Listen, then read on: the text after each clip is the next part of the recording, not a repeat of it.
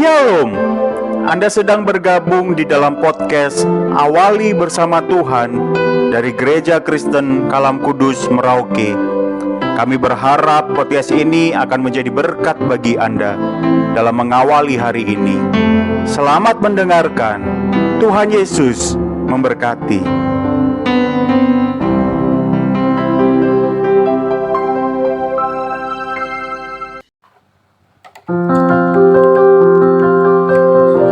Shalom, selamat pagi Bapak Ibu Saudara yang dikasihi oleh Tuhan Yesus Kristus.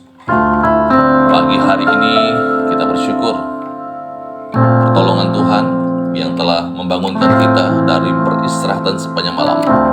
Saya mengajak kita bersama-sama menaikkan satu pujian di hadapan Tuhan yang terutama di dalam hidup ini meninggikan nama Yesus.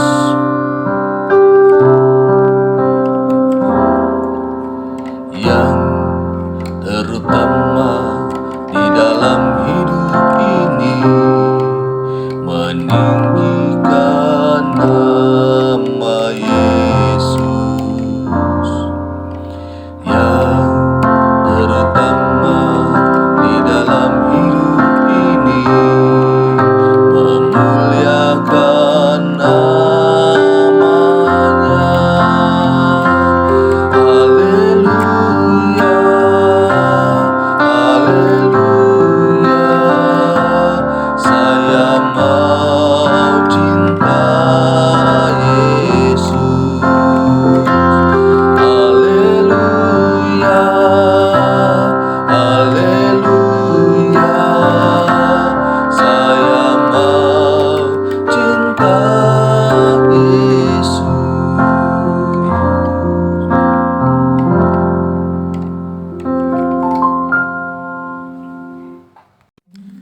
Judul renungan firman Tuhan pada pagi hari ini, Kristen yang Mati. Diambil dari buku Transformasi Pikiran, karangan Eddie Vances. Jody sedang bermain-main dengan ikan yang ada di akuariumnya. Tiba-tiba seekor ikan melompat keluar dan terjatuh di lantai. Jody mencoba menangkapnya, tetapi si ikan terus-menerus melompat ke sana-sini. Tak sampai 1 menit kemudian si ikan berhenti melompat. Ia terdiam saja di sudut kaki sebuah kursi. Jody mengangkatnya. Ternyata si ikan telah tak bernyawa lagi, alias mati. Saudara, si ikan mengingatkan saya kepada orang Kristen KTP. Kristen tanpa pertobatan, atau Kristen tanpa percaya, alias Kristen yang mati. Mereka yang hanya datang ke gereja hanya setahun 2 kali. 1 kali pada waktu Natal dan 1 kali lagi pada waktu Paskah, alias Kristen nafas. Atau 1 kali setahun pada waktu Natal, alias kristal. Si ikan juga dapat mengingatkan kita kepada orang Kristen turis yang suka berkeliling-keliling gereja tanpa tujuan yang jelas dan hanya ingin memuaskan kepentingan pribadinya.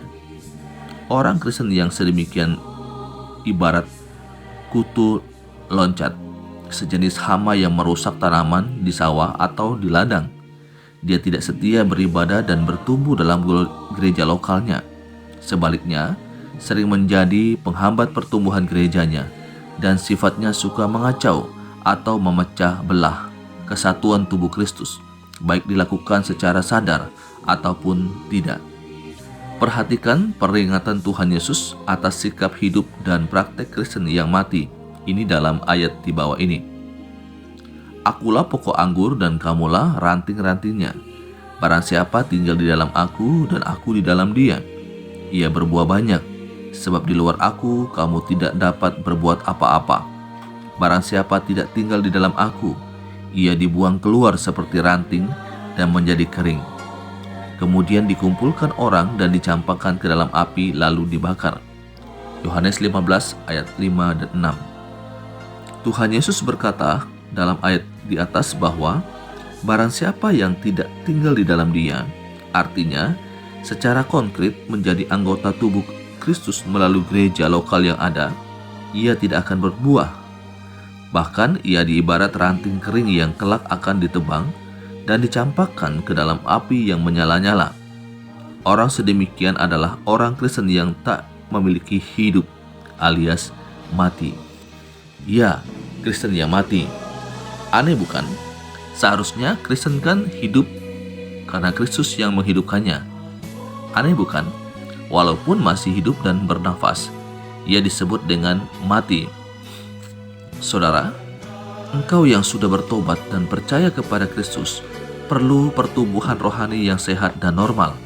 Untuk itu, engkau perlu bergereja dengan setia di gereja yang sehat dan normal pula. Jadilah ranting yang tidak pernah terlepas dari pokoknya. Maka engkau akan hidup, bertumbuh, dan berbuah banyak. Itulah tandanya engkau murid Kristus yang sejati dan yang memuliakan nama Allah Bapa di sorga. Janganlah menjadi seorang Kristen yang mati. Bangkitlah kembali dalam Kristus Yesus.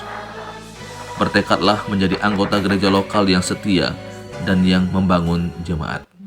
Amin. Mari kita berdoa. Kami sekali lagi bersyukur kepadamu ya Tuhan Yesus, buat kasih dan setia Tuhan yang terus memelihara kami sampai pada pagi hari ini. Kami boleh bangun, kami boleh menikmati anugerah Allah. Kami sungguh-sungguh bersyukur atas kebaikan Tuhan pada kami pagi hari ini. Sebelum kami akan beraktivitas, kami mohon pertolongan daripada kuasa Tuhan. Roh Kudus yang akan menuntun kami, memampukan kami biarlah apapun yang kami lakukan pada hari ini, kami lakukan sungguh-sungguh hanya untuk menyenangkan Tuhan saja. Kami hanya fokus kepada Tuhan saja.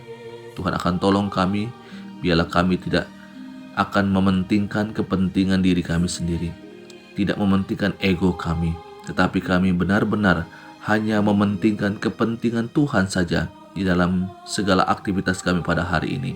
Terima kasih Tuhan Yesus, terima kasih. Kami menyerahkan hidup sepanjang hari ini. Tuhan yang akan tolong dan memampukan kami untuk jadi berkat-Mu. Dalam nama Yesus kami bersyukur dan berdoa. Amin. Selamat beraktivitas. Tuhan Yesus memberkati selalu. Muridkan satu orang lagi bagi Kristus.